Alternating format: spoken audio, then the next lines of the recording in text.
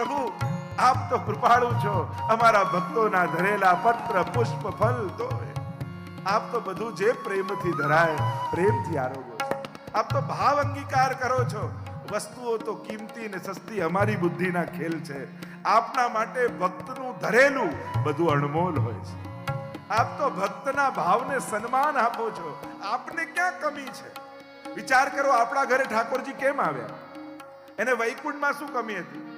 વૈકુંઠ જેવું મંદિર આપી શકવાના છે, વૈકુંઠ જેવો ભોગ આપી શકવાના છે, વૈકુંઠ જેવા શણગાર આપી શકવાના છે, વૈકુંઠ જેવું સિંહાસન આપી શકવાના છે. બધું અધિક હતું, પણ ત્યાં આપણે નહોતા. અને ઠાકોરજીને આપણા હાથની સેવા લેવી હતી, એટલે પોતાનું વૈકુંઠ છોડી આપણા 2x2 ના ખાનામાં રહેવા તૈયાર થઈ ગયા.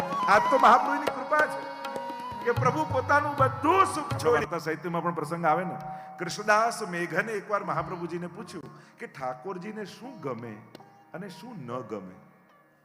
ત્યારે મહાપ્રભુજીએ કહ્યું કે અમારા ઠાકોરજીને માખણ બહુ પ્રિય છે અને અમારા ઠાકોરજીને વૈષ્ણવ બહુ પ્રિય છે. તો શું નથી ગમતું? તો કે ઠાકોરજીને ધુમાડો નથી ગમતો અને અમારા ઠાકોરજીને ક્લેશ નથી ગમતો. એટલે જે ઘરમાં પ્રભુ બિરાજતા હોય ત્યાં ક્યારેય ક્લેશ ન થવો જોઈએ. પ્રભુને ક્લેશ નથી ગમતો અને પ્રભુના નામે તો ક્યારેય ન થવું જોઈએ. અહીંયા વિદુરજીને થયું કે મારે લડતા જોવા નથી. નક્કી કર્યું અને યાત્રા કરવા માટે નીકળી ગયા.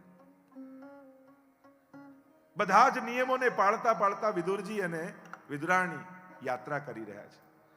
દાન, વ્રત, જપ, જે નિયમો હોય, આપણે ત્યાં દરેક તીર્થમાં જુદા દાન છે, વ્રત, જપ, જે પ્રકાર હોય, એ બધા જ નિયમોને પાળતા પાળતા વિદુરજી યાત્રા કરી રહ્યા છે. અને એટલા માટે જ્યારે પણ યાત્રાના સ્થળોમાં જાઓ ત્યારે યાત્રિક બનીને જજો, કેવલ વિઝિટર બનીને ન જતા.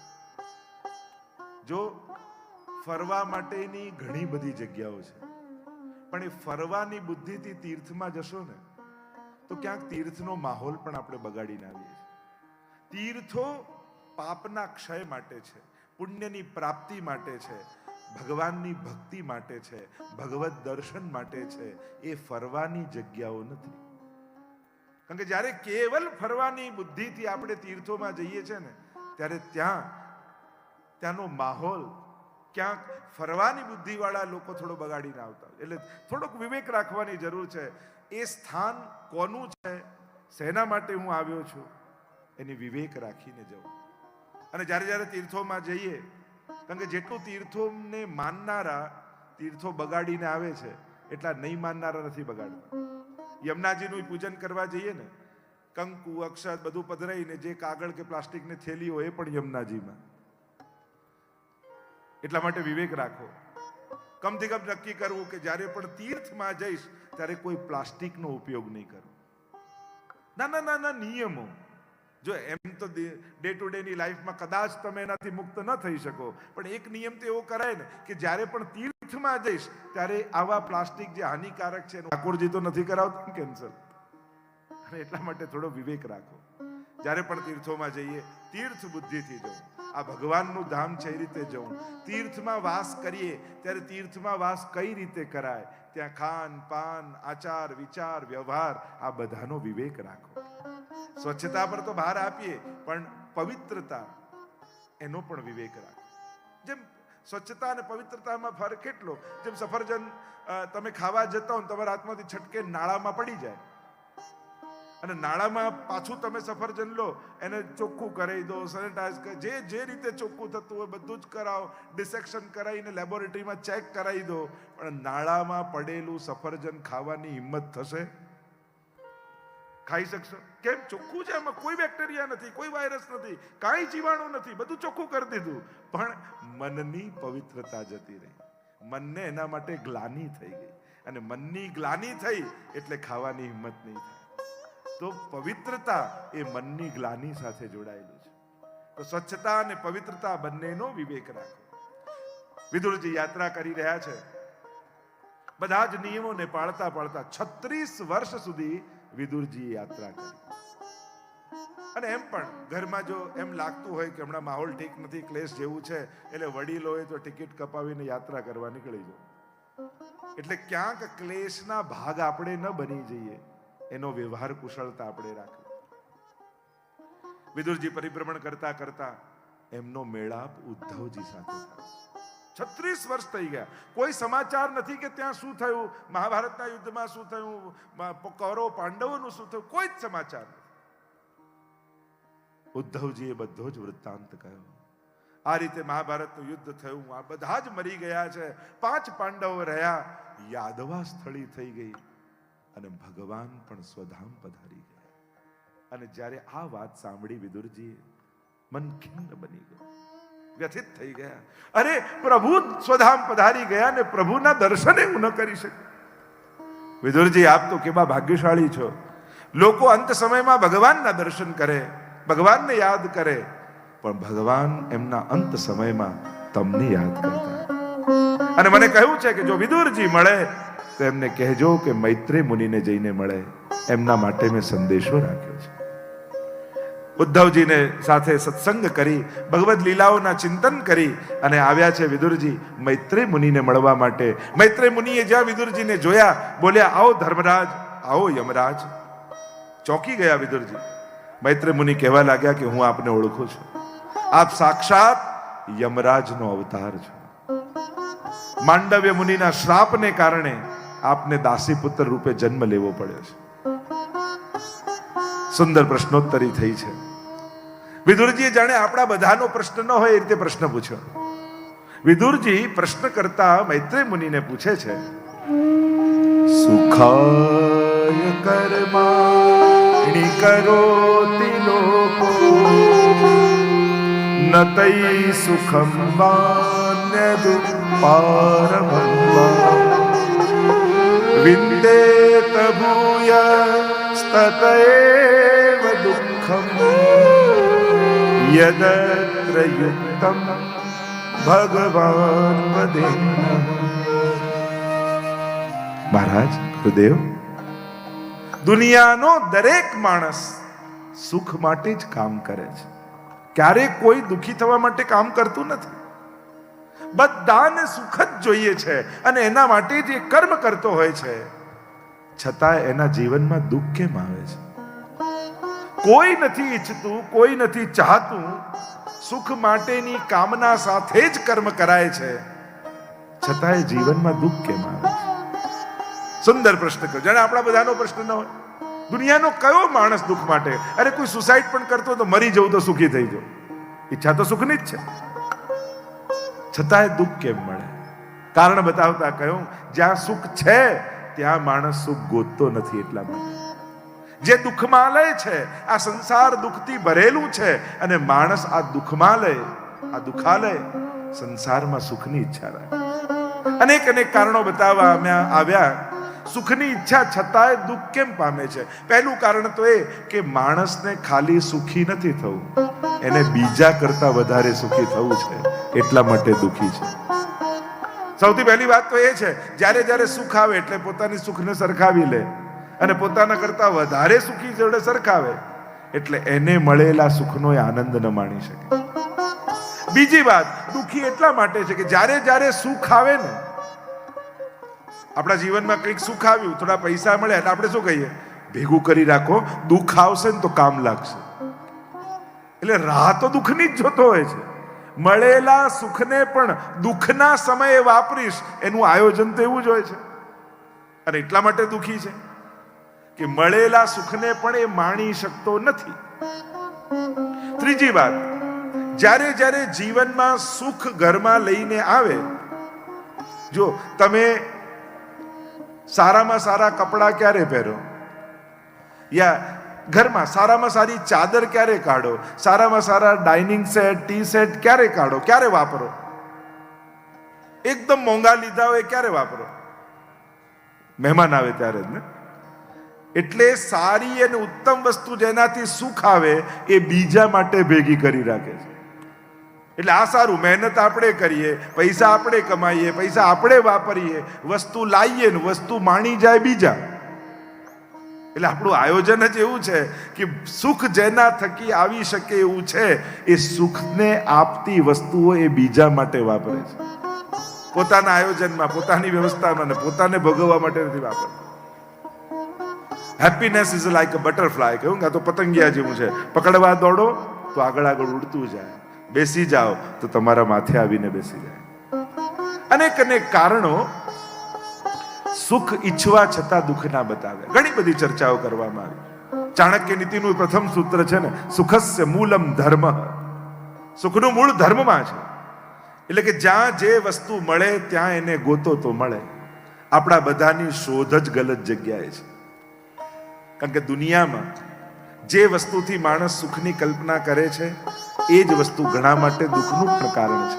ઘણાને ઘર નથી એટલે દુઃખી છે, ઘણા ઘરથી જ દુઃખી છે. ઘણાના લગ્ન નથી થયા એટલે દુઃખી છે, ઘણા લગ્નથી દુઃખી છે. ઘણાને બાળક નથી એટલે દુઃખી છે, ઘણા બાળકથી દુઃખી છે. દુનિયામાં એ જ વસ્તુ જે સુખની કલ્પનાનું કારણ હોય છે એ જ વસ્તુ કોઈના દુઃખનું કારણ છે. પણ એક વસ્તુ મારી જીવનમાં યાદ રાખજો, બુદ્ધિ અને મહેનતથી મકાનનું સુખ લઈ શકો, પણ મકાનમાં સુખ એ તો ઈશ્વરની કૃપાથી જ આવશે. બુદ્ધિ અને મહેનતથી ધનનું સુખ મેળવી શકશો, પણ ધનથી સુખ એ તો ઈશ્વરની કૃપાથી જ મળશે. બુદ્ધિ અને મહેનતથી કદાચ પરિવાર ભેગો કરી શકશો, પણ પરિવારથી સુખ એ તો ઈશ્વરની કૃપા હશે તો જ મળશે. અને એટલા માટે માણસ બુદ્ધિ અને મહેનતથી સુખ નથી મેળવી શકતો, સુખની વ્યવસ્થા કરી શકે છે. સુખ તો ઈશ્વરની કૃપાથી જ આવે છે. તમે બુદ્ધિ અને મહેનત અને પુરુષાર્થથી વ્યવસ્થાઓ ઊભી કરી શકો, પણ કેવલ ભેગી કરેલી વ્યવસ્થા એ સુખની ગેરંટી નથી આપતું. જો ગેરંટી આપતું હોત તો ઘણા દુનિયામાં સુખી હોત, પણ લોકો એનાથી જ દુઃખી છે. એટલા માટે પુરુષાર્થ કરો, મહેનત કરો, બધું જ કરો, પણ હંમેશા ઈશ્વરને સાથે રાખો. ગમે તેટલી મોટી અગાસી હોય, દોરી હોય, પતંગ હોય, પણ પવન ન હોય તો પતંગ ચડે? પવન ઈશ્વરની કૃપા છે. જ્યારે ઈશ્વરની કૃપાનો પવન ચાલે છે ને, તો આપણા જેવા ફાટેલા પતંગો આકાશમાં ચડી જતા હોય છે. એ ક્યાંક ઊંચાઈ પર બેસી જતા હોય, ત્યારે પોતાની બુદ્ધિ યાદ ન કરતા, પોતાની મહેનત યાદ ન કરતા, ઈશ્વરની કૃપાને યાદ કરજો કે એની કૃપા હતી તો અહીંયા આવીને ભગવાને મૂક્યો છે. કહ્યું સુખસ્ય મૂલમ ધર્મ. જ્યાં સુખ છે ત્યાં માણસ, નાશવંત વસ્તુમાં સુખ ગોતશે માણસ તો દુઃખી થવાનું છે. ગીતાજીમાં ભગવાન કહે, અશોચ્યાનન્વ સોચસ્ત્વમ પ્રજ્ઞાવાદાંશ ભાસસે ગતાસુ ન ગતાસુશ્ચ નાનું સોચંતિ પંડિતા. ન શોક કરવાની વસ્તુનો તો શોક કરી રહ્યો છે. કારણ કે આપણે અને વસ્તુ બંને શાશ્વત નથી. કાં પેલું જશે કાં આપણે જઈશું. બંને કાયમ ભેગા રહીએ એ તો એક કલ્પના જ છે. કારણ કે બંને નાશવંત છીએ, એટલે કાયમ માટે બંને સાથે રહી શકે એમ નથી. અહીંયા વિદુરજીએ સુંદર સંવાદ કર્યો છે. મૈત્રેય મુનિને પ્રશ્ન કર્યો, આ સૃષ્ટિનું સર્જન કઈ રીતે થાય છે? અને ત્યારે સૃષ્ટિના સર્જનનો ઇતિહાસ કયો છે મૈત્રેય મુનિએ? ભગવાનના નાભીમાંથી કમળમાંથી બ્રહ્માજી, અને બ્રહ્માજીએ મનુ અને શત્રુપાને પ્રગટ કર્યા. આ પ્રથમ દંપતી છે. મનુ એટલે મન વાળો જે છે મનુ, અને મનુના પુત્રો જ મનુષ્ય કહેવાય. અને શતરૂપા, આ મનની વૃત્તિઓ કેવી 100 રૂપ વાળી છે. આ પ્રથમ દંપતી, જેમ ક્રિશ્ચિયાનિટીમાં આદમ અને ઈવની વાત આવે છે, એમ ભાગવતજી પ્રમાણે મનુ અને શતરૂપા આ પ્રથમ દંપતી કહેવાય. આજ્ઞા કરી કે મૈથુની સૃષ્ટિનો વિસ્તાર કરો. કહ્યું કે પૃથ્વી તો હિરણ્યાક્ષ રસાતલમાં લઈ ગયો છે, પહેલા પૃથ્વીને બ્રહ્માંડમાં પ્રસ્થાપિત કરો અને એવું વાતાવરણ તો નિર્માણ કરો કે જ્યાં સૃષ્ટિનો વિસ્તાર થઈ શકે.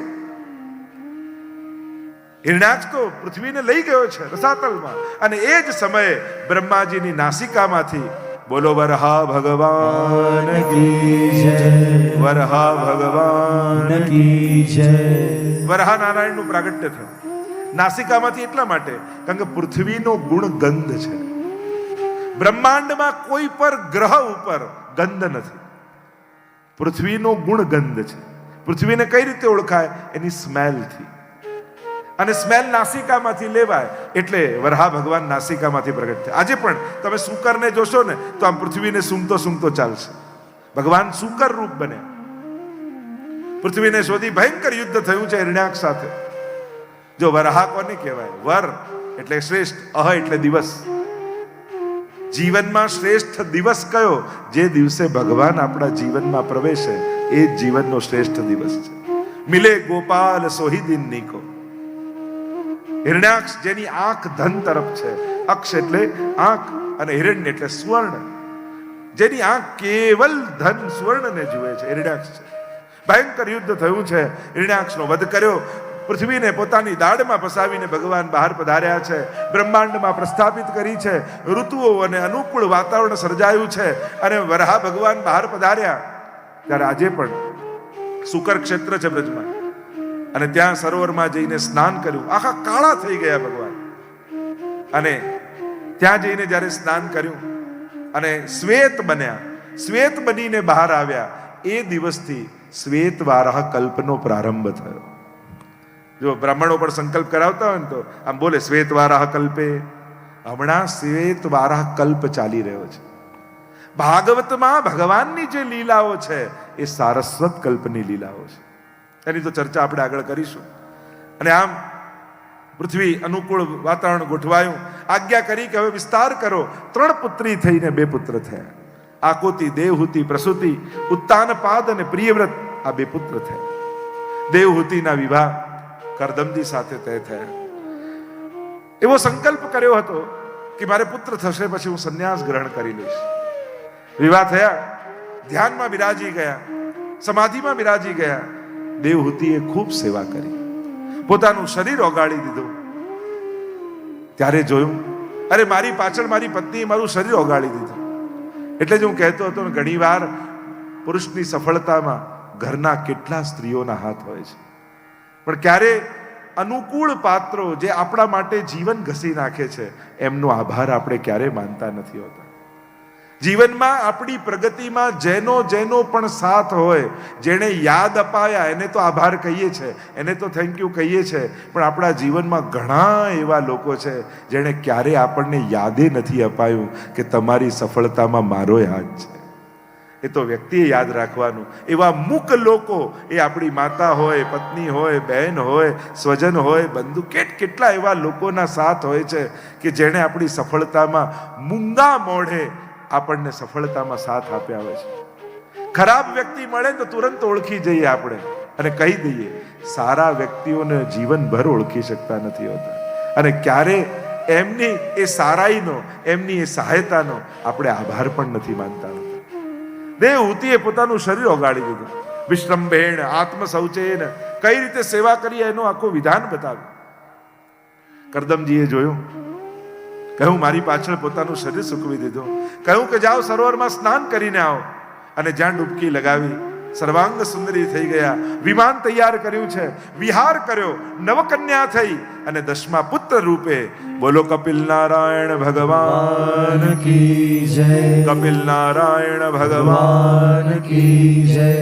કપિલ ભગવાનનું પ્રાગટ્ય થયું. સાંખ્યમ સંખ્યાત્મકત વાચ્યમ કપિલાદિવિરુચ્યતે. સાંખ્ય શાસ્ત્રના ઉપદેશક છે આ કપિલ ભગવાન, જેણે સાંખ્ય શાસ્ત્ર આપ્યું.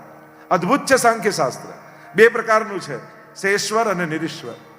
સંખ્યાઓની ગણના પ્રમાણે પ્રકૃતિ અને પુરુષના ભેદ કરી અને આત્મોદ્ધાર સાધવાનો પ્રકાર એમાં છે. માએ જોયું, મારા પર કૃપા કરવા માટે ભગવાનનો આ અવતાર થયો છે, અને મારા પર કૃપા કરવા માટે પ્રભુ પધાર્યા છે. આવ્યા માતા ભગવાન પાસે. જો આ એ સ્થાન છે ઉત્તર ગુજરાતનું સિદ્ધપુર, જ્યાં કરદમજીએ એવું તપ કર્યું કે ભગવાનની આંખમાંથી અશ્રુ પડ્યા. અને અશ્રુ પડ્યા એટલે ત્યાં બિંદુ સરોવરનું નિર્માણ. ભગવાન બિરાજેલા છે. માતા દેવહૂતિજી આવ્યા ભગવાન પાસે અને સુંદર પ્રશ્નો કર્યા છે. અને પ્રશ્ન કરતા પહેલો પ્રશ્ન કર્યો, સાધુના લક્ષણ કેવા? સાધુ કોણ હોય, કેવો હોય? અને એના દર્શન બતાવતા, સાધુના લક્ષણ બતાવતા કપિલ ભગવાન બોલ્યા, સાધુ કેવો હોય, વૈષ્ણવ કેવો હોય? તુજ સંગે કોઈ વૈષ્ણવ થાય તો તું વૈષ્ણવ સાચો, તારા સંગનો રંગ ન લાગે ત્યાં લગી તું કાચો. વૈષ્ણવતાના લક્ષણ કે વૈષ્ણવ નથી થયો તું રે સિદ્ધ ગુમાનમાં ઘૂમે રે, હરિજન નથી થયો તું રે સિદ્ધ ગુમાનમાં ઘૂમે રે. ધરમભાઈ તો કેટલું કહે ને, તિતિક્ષવઃ પહેલું લક્ષણ આપ્યું. જો આપણે ત્યાં તો વૈષ્ણવ ગોકુલનાથજી આદિના આચાર્યોના વચનામૃતમાં આવે છે 20 અને 9 એમ 29 લક્ષણ જેનામાં હોય ને એને વૈષ્ણવ કહેવાય. અનેક અનેક વ્યાખ્યાઓ વૈષ્ણવની આપી.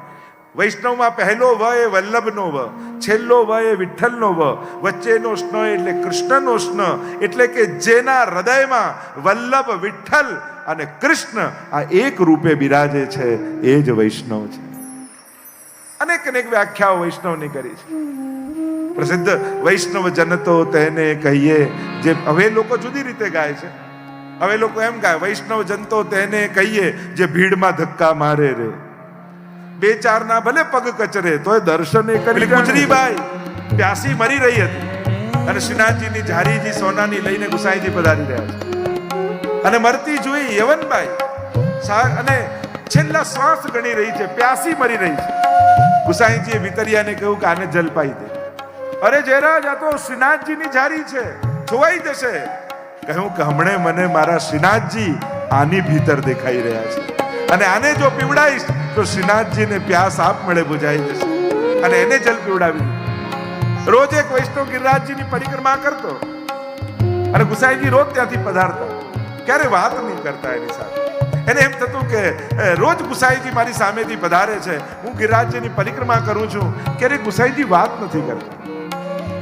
એકવાર પરિક્રમા કરવા જતો હતો વૈષ્ણવ, એને ખબર પડી કે અહીંયાથી શોભાયાત્રા જવાની છે અને રસ્તામાં કાંટા કાંકરા ઘણા બધા પડ્યા છે. એને થયું અહીંયાથી વૈષ્ણવ નીકળશે, એમના પગમાં વાગશે. એમ કરું, આજે પરિક્રમા રહેવા દઉં, રસ્તો સાફ કરી દઉં. અને આજે પરિક્રમા છોડીને આખો રસ્તો ચોખ્ખો કરી દીધો. ગુસાઈજી ત્યાંથી પધાર્યા, વૈષ્ણવને બોલાવ્યો, અહીંયા ખૂબ હસી હસીને એની જોડે વાતો કરી, માથે હાથ મૂક્યો, આશીર્વાદ આપ્યો. પેલા વૈષ્ણવે કહ્યું, જયરાજ, રોજ હું ગિરિરાજજીની પરિક્રમા કરતો, પણ આપ ક્યારે મારી જોડે વાત નહીં કરતા, આજે કેમ આવી કૃપા કરી રહ્યા છો? ગુસાઈજીએ કહ્યું, રોજ તું પરિક્રમા કરતો ને એ તારા માટે કરતો, પણ આજે તે વૈષ્ણવના સુખનો વિચાર કર્યો છે એટલા માટે હું તારા ઉપર પ્રસન્ન છું. આ વૈષ્ણવતા શ્રી મહાપ્રભુજીને ગુસાઈજીએ આપણને શીખવાડી છે. આ તિતિક્ષવઃ, જે સહન કરે, જે સહાય કરે, જે સાધના કરે, જે સરળ હોય સાધુ, કારુણિક, જેના હૃદયમાં કરુણા હોય, અજાત શત્રુવઃ, જેનો કોઈ શત્રુ ન હોય. અનેક અનેક લક્ષણો બતાવ્યા છે વૈષ્ણવતાના, સાધુતાના, અને એ લક્ષણોને ગણાવતા સાધુના લક્ષણો બતાવ્યા છે.